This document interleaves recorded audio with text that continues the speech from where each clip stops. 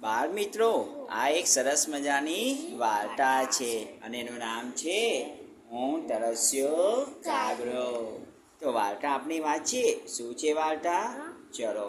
એક તરસ્યો કાગડો પાણી શોધવા માટે આમ તેમ ફરતો હતો. કાગડો કેવો હતો? તરસ્યો. એને શું લાગી હતી? પાણીની તરસ. અને એના માટે તે અહીંયાથી ત્યાં ફરતો. એટલામાં એને કુંજો જોયો. શું જોયું બાળકો? કુંજો. કાગડાએ કુંજામાં ચાંચ બોળી, પણ પાણીને અડકી શકી નહીં. કાગડો વિચારમાં પડી ગયો, પણ તે નિરાશ ન થયો. કાગડાએ નીચેથી કાકડા વીણ્યા અને એક પછી એક કુંજામાં નાખ્યા. કુંજાનું પાણી ઉપર આવ્યું. કાગડાએ ચાંચ બોળી ધરાઈને પાણી પીધું.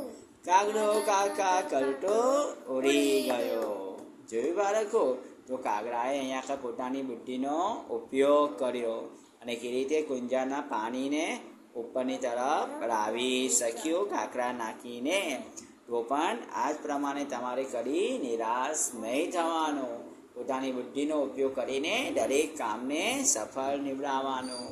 હવે આ અભિનય તમારે બાળકો આ પ્રમાણે કરવાનો છે શાળામાં. ઠીક છે?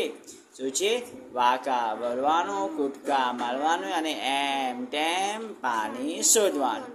ખુશ થઈને દોડો, ઘૂંટણ ભેર માથું નમાવી મોં ઉપર દુઃખનો ભાવ લાવો. વિચાર કરતા હોય તેમ ફરી કરો. નીચે નમી કાકડા વીણો, પછી કુંજામાં કાકડા નાખો. મોં લંબાવી પાણી પીવો. હાથ ઊંચા કરી કાકા કરતા ચાલ્યા જાઓ. કાકા કરતા ચાલ્યા જાઓ. અભિનય તમારે બાળકો શાળામાં કરવાનો છે. કરશો કે નહીં કરો?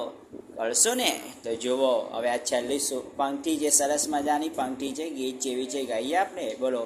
ઊંડો પાણી કુંજામાં ઉછેરે વાકાચ, કાકરા નાખી કાગે પાણી પીધું આજ, પાણી પીધું આજ.